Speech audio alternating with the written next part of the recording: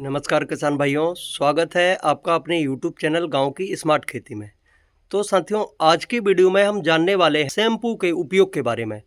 आपको बहुत सारे वीडियो यूट्यूब पर देखने को मिल जाएंगे। शैम्पू के प्रयोग से फसल में बहुत ही ज़्यादा चमत्कार देखने को मिलते हैं। तो आज हम इसी विषय पर विस्तृत चर्चा करने वाले हैं। तो साथियों, क्या वाकई 1 रुपये का शैम्पू हमारी सब्जी वर्गी फसलों में, बागवानी फसलों में कुछ चमत्कारिक परिणाम दिखा सकता है? आज इसके बारे में हम बहुत ही विस्तार से समझने वाले हैं। तो जुड़े रहें हमारी इस वीडियो से।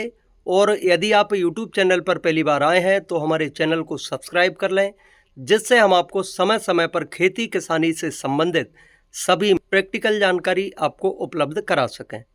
साथियों, आपने भी ऐसे कई वीडियो देखे होंगे कि शैम्पू का प्रयोग करने से हमारी फसल में बहुत ही ज़्यादा ग्रोथ होती है, बढ़वार होती है, फसल से, हमारी बेल से हमें बहुत ज़्यादा उत्पादन भी प्राप्त होता है। तो आखिर क्या कारण है और शैम्पू में होता क्या है, आज हम जानते हैं इसके बारे में। तो साथियों, किसी भी चीज़ के कार्य के बारे में समझने से पहले हम जिस वस्तु का प्रयोग करने जा रहे हैं उसके बारे में जानना बहुत ही ज़्यादा आवश्यक हो जाता है। तो साथियों, शैम्पू में जो उपयोग किए जाने वाले सर्फेक्टेंट होते हैं, विशेषकर इसके निर्माण में सबसे ज़्यादा जो उपयोग की जाती है, जो सबसे ज़्यादा सामग्री प्रयोग की जाती है, उसमें नारियल तेल, पाम कर्नेल तेल और सोयाबीन तेल से प्राप्त होती है।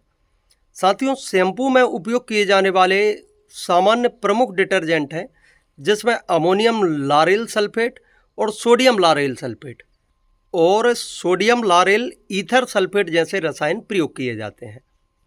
अब हम जानते हैं क्या वाकई यह हमारी फसलों में, यह हमारी बागवानी, जैसे आप देख सकते हैं यह हमारे द्वारा सेम की खेती की गई है, जिसमें कई प्रकार की समस्या हमें देखने को मिलती हैं।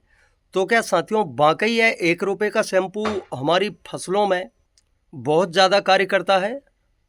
तो जानते हैं कि शैम्पू आखिर हमारी फसलों में, हमारी बागवानी फसलों में, हमारी बेल वाले पौधों में आखिर क्या कार्य करता है।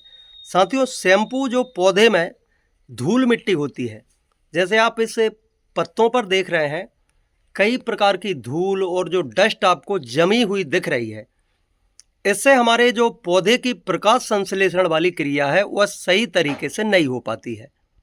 तो किसान भाइयों, शैम्पू पौधों में धूल मिट्टी को साफ करके, पत्तियों को चमकदार बनाकर, प्रकाश संश्लेषण सुधार कर भोजन बनाने में मदद करता है।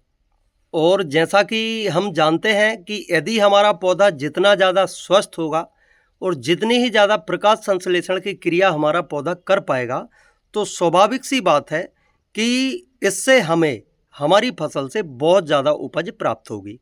और उसके साथ ही यह कीड़ों को हटाने और हम जो कीटनाशक या कई प्रकार के जो फफूंदनाशक दवाइयों का प्रयोग करते हैं, इनको असर को बढ़ाने में भी यह बहुत ज़्यादा कारगर होता है, क्योंकि इसमें जो मौजूद सर्फेक्टेंट होता है, यह कीड़ों को हमारी बागवानी फसलों या हमारी सब्जी वर्गी बेलों से दूर रखता है।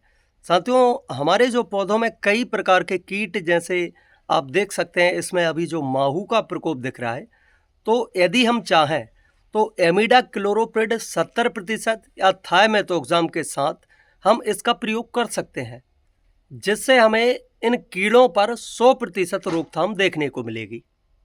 किसान भाइयों, यदि हम शैम्पू का प्रयोग किसी भी कीटनाशक या किसी भी फफूंदीनाशक दवाई के साथ मिलाकर प्रयोग करते हैं, तो इससे हमारे जो पौधे की पत्तियां हैं वह पूरी तरह से साफ हो जाती हैं, और जिससे हमारा पौधा अधिक से अधिक भोजन बनाने में भी सक्षम हो जाता है, जिससे हमें एक अच्छी उपज प्राप्त हो जाती है।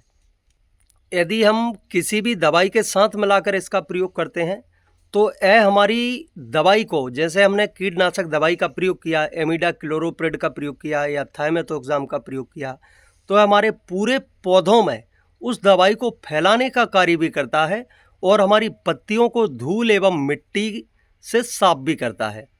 साथियों, इसलिए यह हमारे कीटनाशक या फंगीसाइड के साथ मिलाकर छिड़काव करने से हमारी जो दवाई है इसका असर दोगुना बढ़ा देता है। तो किसान भाइयों, अब हम जानते हैं आपको इसका प्रयोग कैसे करना है इसके बारे में। तो सबसे पहली बात है, आपको सही शैम्पू का इस्तेमाल करना है। बालों वाला जो कोई भी सामान्य शैम्पू है आप इसका इस्तेमाल कर सकते हैं, लेकिन डिश वॉशिंग लिक्विड से बचें क्योंकि यह पौधों को नुकसान भी पहुंचा सकता है। यदि हम बात करें मात्रा की, तो आप 1 लीटर पानी में 3 मिलीलीटर शैम्पू या आपका जो पाउच आता है उसका एक थोड़ा सा हिस्सा मिलाकर इसका प्रयोग कर सकते हैं। साथियों, इस घोल को पौधे की पत्तियों पर अच्छी तरह से ऊपर से नीचे तक आपको छिड़कना है, लेकिन पहले आपको यह समझना होगा कि आपको नाजुक पौधों पर इस्तेमाल करने से पहले एक छोटे हिस्से पर लगाकर देखें कि कहीं कोई नुकसान या धब्बे या मुरझाने जैसी समस्याएं तो आपको नहीं दिख रही हैं। साथियों, छोटे पौधों में या नाजुक पौधों में प्रयोग करने से पहले आपको इसका प्रैक्टिकल कर लेना है। कहीं हमारे पौधे पर इसका कोई हमें विशेष दुष्प्रभाव देखने को तो नहीं मिल रहा है, तभी आप इसका प्रयोग करें।